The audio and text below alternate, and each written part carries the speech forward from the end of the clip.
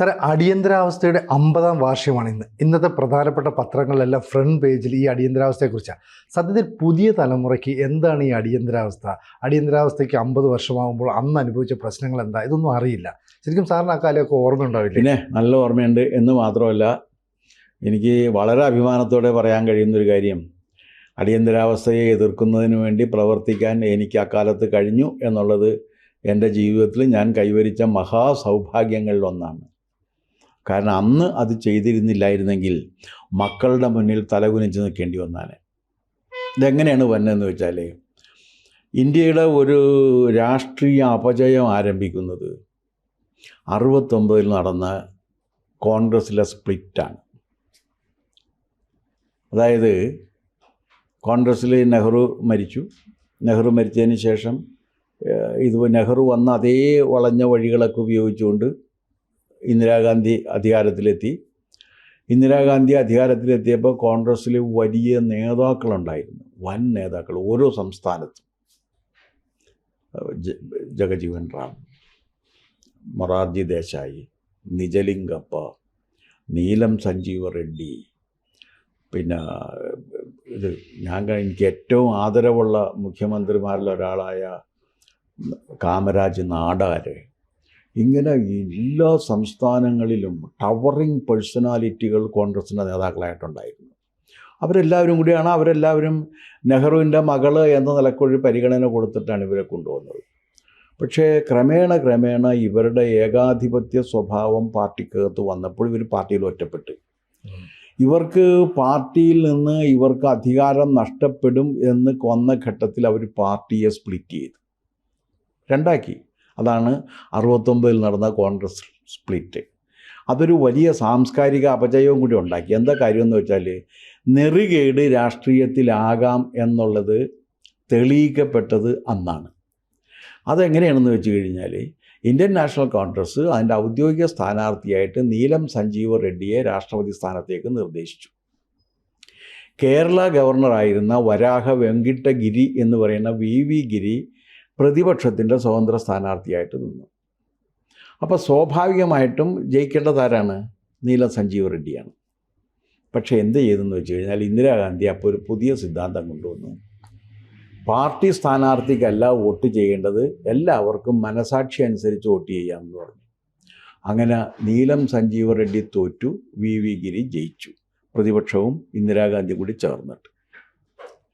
അത് പാർട്ടി ഒരു സ്ഥാനാർത്ഥിയെ നിർത്തുക ഔദ്യോഗികമായിട്ട്, പാർട്ടിയുടെ നേതാവായിരിക്കുന്ന പ്രധാനമന്ത്രി പറയുക എന്തെന്ന്, നിങ്ങൾ പാർട്ടി നോക്കണ്ട, മനസാക്ഷി അനുസരിച്ച് വോട്ട് ചെയ്യാൻ. അപ്പോൾ അതൊരു കൂടിയാണ് ഈ ചെറ്റത്തരം എന്ത് ചെയ്താലും ആ ചെറ്റത്തരത്തിന് ന്യായീകരണം ഉണ്ട് എന്ന സിദ്ധാന്തം വന്നത് അതോടുകൂടിയാണ്. ഇത് വന്നു കഴിഞ്ഞിട്ട് ആ കാലത്തെന്ന് പറഞ്ഞു കഴിഞ്ഞാൽ എസ് ചന്ദ്രശേഖർ, ലക്ഷ്മികാന്തമ്മ, രാംധൻ തുടങ്ങി ഇങ്ങോട്ടുള്ള വലിയൊരു നിര ചെറുപ്പക്കാർ ഇന്ദിരാഗാന്ധിയോടൊപ്പം നിന്ന് അവർ യങ് ടർക്കുകൾ എന്നറിയപ്പെട്ടിരുന്നു. പക്ഷെ ക്രമേണ ഇന്ദിരാഗാന്ധിയുടെ ജനാധിപത്യ വിരുദ്ധം എന്ന് തോന്നിയ പ്രവർത്തനങ്ങൾ കണ്ടപ്പോൾ ഇവരും അകന്ന്. എന്ന് മാത്രമല്ല, ഇവർ അക്കാലത്ത് 71-ൽ തെരഞ്ഞെടുപ്പിന് മത്സരിക്കുന്ന സമയത്ത് ഇവരൊരു മുദ്രാവാക്യം വെച്ചു, ഗരീബി ഹഠാവോ, ദാരിദ്ര്യം തുടച്ചു നീക്കും. നിങ്ങൾക്കിപ്പോൾ പറഞ്ഞാൽ അത് മനസ്സിലാവില്ല. അന്നത്തെ എല്ലാ രാഷ്ട്രീയ പ്രതിഷേധ യോഗങ്ങളിലെയും ഒരു മുദ്രാവാക്യം അരിയെവിടെ, തുണിയെവിടെ, പറയൂ സർക്കാരെ എന്നാണ്. അരിയുമില്ല, തുണിയുമില്ലാത്ത അതിദാരിദ്ര്യം നിൽക്കുന്ന കാലത്ത് ഒരു രാഷ്ട്രീയ നേതാവ് വന്നിട്ട് ഞാൻ ദാരിദ്ര്യം തുടച്ചു നീക്കുമെന്ന് പറഞ്ഞപ്പോൾ എല്ലാവരും പ്രതീക്ഷാനിർഭരമായിട്ട് അവരെ പിന്തുണച്ചു. അങ്ങനെ 71-ലെ തെരഞ്ഞെടുപ്പിൽ അവർ ജയിച്ചു. പക്ഷേ ഇത് വെറും വാഗ്ദാനം മാത്രമാണ് എന്ന് ഏറെ താമസിയാതെ തിരിച്ചറിഞ്ഞു കഴിഞ്ഞപ്പോഴേക്കും ജനങ്ങൾ ഇളകി വശായി. മാത്രമല്ല, കെടുകാര്യസ്ഥതയും സ്വജനപക്ഷപാതവും അഴിമതിയും കൊടികുത്തിയുമാണ്. അപ്പോൾ ഈ ഘട്ടത്തിൽ ഇവർ ഒരു കാര്യം പാർട്ടിയിൽ ഉന്നയിച്ചത് എന്താണെന്ന് വെച്ചാൽ, എനിക്ക് വിശ്വാസപൂർവ്വം എന്നോടൊപ്പം നിന്ന് ജോലി ചെയ്യാൻ എനിക്കൊരാൾ വേണം എന്ന് പറഞ്ഞിട്ട് അവരുടെ രണ്ടാമത്തെ മകനായ സഞ്ജയ് ഗാന്ധിയെ ആ പദവിയിലേക്ക് കൊണ്ടുവന്നു. അങ്ങനെ ഇന്ദിര സഞ്ജയെ കൂട്ടുകെട്ടും സഞ്ജയൻ്റെ കൂടെ വന്ന ഒരു സംഘവും ചേർന്നുകൊണ്ട് നടത്തിക്കൊണ്ടിരിക്കുന്ന സമയത്ത് ഇന്ദിരാഗാന്ധിക്ക് എതിരെ മത്സരിക്കുന്ന രാജ് നാരായണൻ, ആ രാജ് നാരായണൻ ഇന്ദിരാഗാന്ധിയുടെ തെരഞ്ഞെടുപ്പ് ചോദ്യം ചെയ്തുകൊണ്ട് ഹർജി കൊടുത്തിരുന്നു. ആ ഹർജി രാജ് നാരായണന് അനുകൂലമായിട്ട് വിധിക്കുകയും ഇന്ദിരയുടെ തെരഞ്ഞെടുപ്പ് റദ്ദ് ചെയ്യുകയും ചെയ്തു. അപ്പോൾ ഇന്ദിരയെ രക്ഷപ്പെടുത്തി കൊടുത്തത് വിപ്ലവകാരിയായിട്ട് ഇപ്പോൾ നമ്മൾ ആഘോഷിച്ചുകൊണ്ടിരിക്കുന്ന ജസ്റ്റിസ് വി.ആർ. കൃഷ്ണയ്യരാണ്. അത് വേറൊരു കഥയായതുകൊണ്ട് പിന്നെ പറയാം. വി.ആർ. കൃഷ്ണയ്യരാണ്. പക്ഷേ അധികാരം നഷ്ടപ്പെടുമെന്ന് തനിക്ക് ബോധ്യമായി കഴിഞ്ഞപ്പോഴേക്കും അവരെന്താ ചെയ്തതെന്ന് വെച്ച് കഴിഞ്ഞാൽ അവരുടെ വ്യക്തിപരമായിട്ടുള്ള അധികാരം പിടിച്ചു നിർത്തുന്നതിന് വേണ്ടി അവർ പ്രഖ്യാപിച്ചതാണ് അടിയന്തരാവസ്ഥ. അതിന് മുന്നോടിയായിട്ട് എന്താണെന്ന് വെച്ച് കഴിഞ്ഞാൽ അന്ന് ഈ സ്വാതന്ത്ര്യ സമരത്തിൽ സജീവമായി പങ്കെടുക്കുകയും ഗാന്ധിയനായി നിൽക്കുകയും ജയിലിൽ പോവുകയും ആദർശസമ്പന്നമായ ജീവിതം നയിക്കുകയും ചെയ്ത ജയപ്രകാശ് നാരായണൻ എന്നുള്ള JP,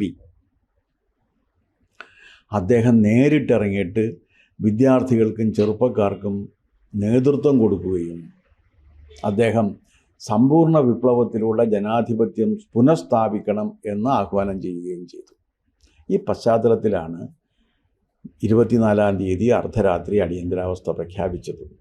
അടിയന്തരാവസ്ഥ പ്രഖ്യാപിച്ചതിന് ശേഷം എല്ലാ പ്രതിപക്ഷ നേതാക്കളെയും അറസ്റ്റ് ചെയ്തു, ഭരണഘടന സസ്പെൻഡ് ചെയ്തു, മൗലികാവകാശങ്ങൾ ഇല്ലാതെയാക്കി, അഭിപ്രായ സ്വാതന്ത്ര്യം ഹനിച്ചു, പത്രങ്ങളുടെ വായ്മൂടിക്കെട്ടി. ഇങ്ങനെ കിരാതമായൊരു ഭരണത്തിന് തുടക്കം കുറിച്ചു. അക്കാലത്ത് ഇതിനു വേണ്ട എല്ലാ ഒത്താശയും ചെയ്തുകൊണ്ട് സോവിയറ്റ് യൂണിയൻ്റെ നേതൃത്വത്തിൽ കമ്മ്യൂണിസ്റ്റ് പാർട്ടി പ്രവർത്തിച്ചിരുന്നു. കമ്മ്യൂണിസ്റ്റ് പാർട്ടിയായിരുന്നു ഇന്ദിരാഗാന്ധിക്ക് ഈ കാര്യത്തിലൊക്കെ ഉപദേശം കൊടുത്തുകൊണ്ടിരുന്നത്. ആ കമ്മ്യൂണിസ്റ്റ് പാർട്ടിയുടെ ഒരു ഉപഘടകമായി സോവിയറ്റ് യൂണിയന് വേണ്ടി ചാരവൃത്തി നടത്തിക്കൊണ്ടിരുന്ന കേരളത്തിലെ CPIക്കാർ അല്ലെങ്കിൽ ഇന്ത്യയിലെ CPIക്കാർ അന്നൊരു സിദ്ധാന്തം കൊണ്ടുവന്ന് ഇനി ഇന്ത്യയിൽ ഏകകക്ഷി ഭരണം മതി, എന്നുവെച്ചാൽ മറ്റ് രാഷ്ട്രീയ പാർട്ടികളൊന്നും വേണ്ട, സോവിയറ്റ് യൂണിയനിൽ കമ്മ്യൂണിസ്റ്റ് പാർട്ടി മാത്രമുള്ളതുപോലെ ഇവിടെയും ഒറ്റക്കക്ഷി മാത്രം മതി എന്നൊരു സിദ്ധാന്തം കൊണ്ടുവന്നു. അതിലേറ്റവും കുപ്രസിദ്ധമായ കാര്യമായിരുന്നു നാവടക്കൂ പണിയെടുക്കൂ എന്ന് പറയുന്നത്. ഇന്ത്യയിലെ 130 കോടി ജനങ്ങൾക്ക് വേണ്ടി ഒരാൾ മാത്രം സംസാരിക്കാം എന്ന് പറയുകയും അതിന് നിയമത്തിൻ്റെ അംഗീകാരം ഉണ്ടാകുകയും ചെയ്തു. ഈ ഇന്ദിരാഗാന്ധി പ്രഖ്യാപിച്ച അടിയന്തരാവസ്ഥ പാർലമെൻറ്റ് പാസ്സാക്കി എന്നുള്ള കാര്യവും കൂടി നിങ്ങൾ മറക്കരുത്. നിയമപരമായിട്ടാണ് കൊണ്ടുവന്നത്. അന്നത്തെ രാഷ്ട്രപതി അത് ഒപ്പുവെച്ചും കൊടുത്തു എന്നുള്ള കാര്യവും സത്യമാണ്. അപ്പോൾ അതുകൊണ്ട് ഭരണഘടനാപരമായ അധികാരങ്ങൾ ദുരുപയോഗം ചെയ്തുകൊണ്ടാണ് ഇന്ദിരാഗാന്ധി അടിയന്തരാവസ്ഥ പ്രഖ്യാപിച്ചത്. അടിയന്തരാവസ്ഥ പ്രഖ്യാപിച്ചു കഴിഞ്ഞപ്പോൾ ഈ നാവടക്കൂ പണിയെടുക്കൂ എന്നുള്ള മുദ്രാവാക്യം ജനങ്ങളെ സത്യത്തിൽ അസ്വസ്ഥരാക്കി. ഉത്തരേന്ത്യയിലെയും ദക്ഷിണേന്ത്യയിലെയും പല സംസ്ഥാനങ്ങളിലും ജനങ്ങൾ ശരിക്കും രോഷം കൊണ്ട് അടിയന്തരാവസ്ഥയുമായിട്ട് മുന്നോട്ട് പോയി കഴിഞ്ഞാൽ രാജ്യം തകരും, താനും തകരും എന്നൊരു ബോധ്യം വന്നപ്പോൾ അടിയന്തരാവസ്ഥ പിൻവലിച്ചു. അതിനകത്ത് ഈ AK ആന്റണി ഒരു പ്രസംഗം നടത്തി, അത് ഇന്ദിരാഗാന്ധിയുടെ അത് വെറുതെ പറയുന്നതാണ്. കാരണം ഒന്ന്,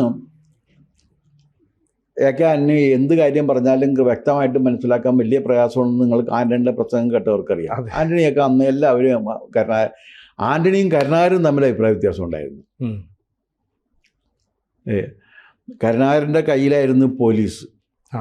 അപ്പോൾ സ്വാഭാവികമായിട്ടും കരുണാകരൻ ആന്റണി ഗ്രൂപ്പുകാർ എന്നറിയപ്പെടുന്നവരെ ഉപദ്രവിച്ചിട്ടുമുണ്ട്. അതല്ലാതെ ഇന്ദിരാഗാന്ധിയുടെ അദ്ദേഹത്തിന് യാതൊരു വഴക്കും ഉണ്ടായിരുന്നില്ല. കോൺഗ്രസ്സിലും അദ്ദേഹം ഉണ്ടായിരുന്നു. അടിയന്തരാവസ്ഥ കഴിയുന്നവരെ അദ്ദേഹം നിൽക്കുകയും ചെയ്തു. അടിയന്തരാവസ്ഥ കഴിഞ്ഞതിന് ശേഷം നടന്നൊരു പ്രസംഗത്തിൽ അദ്ദേഹം പോയി പ്രസംഗിച്ചു എന്നുള്ള കാര്യം ഇവിടെ മാധ്യമങ്ങൾ എഴുതി പെരുപ്പിച്ചതാണ്. അതിന് യാഥാർത്ഥ്യമായിട്ട് അതിന് ഒരു ബന്ധമില്ലാത്ത കാര്യമാണ് സാർ. അന്നത്തെ എന്നിട്ട് എന്ത് ചെയ്യുന്നു വെച്ച് കഴിഞ്ഞാൽ ഇദ്ദേഹത്തെ വിന്ധ്യൻ എന്നൊക്കെ അടിയന്തരാവസ്ഥയുടെ തിക്തഫലങ്ങളെ തടഞ്ഞു നിർത്തിയ വിന്ധ്യൻ എന്നൊക്കെ പറഞ്ഞ് ആന്റണിയെ വിശേഷിപ്പിച്ചിരുന്നു. അങ്ങനെയൊന്നുമില്ല. ഇത് കഴിഞ്ഞ അടിയന്തരാവസ്ഥ പ്രഖ്യാപനത്തിന് ശേഷം വന്ന സമയത്തെന്ന് വെച്ചാൽ കോൺഗ്രസ്സിൽ പല സ്ഥലങ്ങളിലും കോൺഗ്രസ് പിളർന്നു. നന്ദിനി സത്പതി പോയി, അച്ഛൻ ബഹുഗുണ പോയി, ദേവരാജ് അരശു പോയി, ഇങ്ങനെ ഒരുപാട് പേര് പോയ സമയത്ത് ആ കൂട്ടത്തിൽ കൂടി ആൻ്റണിയും പോയി. അങ്ങനെ ആൻ്റണി അരശു കോൺഗ്രസിൻ്റെ ആളായിട്ട് മാറി. ആ എ ഗ്രൂപ്പ് അങ്ങോട്ട് മാറിയെന്ന് ഐ ഗ്രൂപ്പ് അപ്പുറത്ത് നിന്ന്. അതിനുശേഷം പക്ഷേ അടിയന്തരാവസ്ഥ കഴിഞ്ഞ ഉടനെ വന്ന തെരഞ്ഞെടുപ്പിലുണ്ടല്ലോ, വൻ ഭൂരിപക്ഷത്തിനാണ് കോൺഗ്രസ് ജയിച്ചത്. അതെന്താ കാര്യമെന്ന് വെച്ചാൽ കേരളത്തിലെ ജനങ്ങൾ അടിയന്തരാവസ്ഥക്ക് അനുകൂലമായിരുന്നു. അതിനും ഒരു പശ്ചാത്തലമുണ്ട്. ആ പശ്ചാത്തലം എന്താണെന്ന് വെച്ച് കഴിഞ്ഞാൽ വലിയ രീതിയിലുള്ള സമരം കൊണ്ട് ജനങ്ങൾ പൊറുതിമുട്ടിയിരുന്നു. വിദ്യാലയങ്ങൾ പ്രവർത്തിക്കുന്നുണ്ടായിരുന്നില്ല, കാർഷിക രംഗം വയലുകളിൽ പ്രവർത്തിക്കാൻ ആളുണ്ടായിരുന്നില്ല, എല്ലാ വ്യവസായശാലകൾക്ക് മുമ്പിലും സമരമായിരുന്നു. സർക്കാർ ഉദ്യോഗസ്ഥന്മാരാണെങ്കിൽ അവരും സമരം പ്രഖ്യാപിക്കുന്നു. ഭരിക്കുന്നതാകട്ടെ സി അച്യുതമേനോൻ്റെ നേതൃത്വത്തിലുള്ള സർക്കാരും. അപ്പോഴെന്ത് ചെയ്യുന്നു വെച്ചാൽ സി അച്യുതമേനോൻ്റെ നേതൃത്വത്തിലുള്ള ഈ സർക്കാർ പോകും എന്ന ഘട്ടം വന്ന സമയത്താണ് അടിയന്തരാവസ്ഥ വന്നതും. ആ അടിയന്തരാവസ്ഥ കാലത്താണ് അച്യുതമേനോൻ ഭരിച്ചത്. അതിനകത്ത് നമ്മൾ ആലോചിക്കേണ്ട കാര്യം, ഒരു ജനാധിപത്യ രാജ്യത്തിൽ ജനാധിപത്യ അവകാശങ്ങളില്ലാതെ ഏകാധിപത്യം നിലനിന്ന ഒരു കാലത്ത് രാജ്യം ഭരിച്ച ഒരാളാണ് ജനാധിപത്യ സംവിധാനത്തിലെ മഹാനായ ഭരണാധികാരി എന്ന് വിശേഷിപ്പിക്കാൻ പറ്റുമോ? ഒരിക്കലും പറ്റില്ല. അച്യുതമേനോനെ മഹാനായ ഭരണാധികാരി എന്ന് വിശേഷിപ്പിക്കുമ്പോൾ ഈ ഒരു വൈരുദ്ധ്യം അതിലുണ്ട് എന്നുള്ള കാര്യം മറക്കാൻ പറ്റില്ല. അപ്പോൾ ഒരിക്കലും നമ്മൾ മറന്നുകൂടാത്ത ഒന്നാണ് ഈ അടിയന്തരാവസ്ഥ കാലം. അല്ല, അത് നമ്മൾ എപ്പോഴും ഓർത്തിരിക്കണം. കാരണം എന്താണെന്ന് വെച്ചാൽ ഒരു ഭരണാധികാരി ഈ ഭരണഘടനയെ അദ്ദേഹത്തിൻ്റെ സ്വാധീനം ഉപയോഗിച്ച് ദുരുപയോഗം ചെയ്ത് ഈ രാജ്യത്ത് ജനങ്ങളുടെ അവകാശങ്ങൾ ഇല്ലാതെയാക്കിയതിൻ്റെ ഉദാഹരണമാണത്.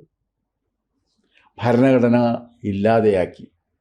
അതാണ് ഭരണഘടനയെ കൊല ചെയ്തു എന്ന് പറയാവുന്നതാണ് ശരി.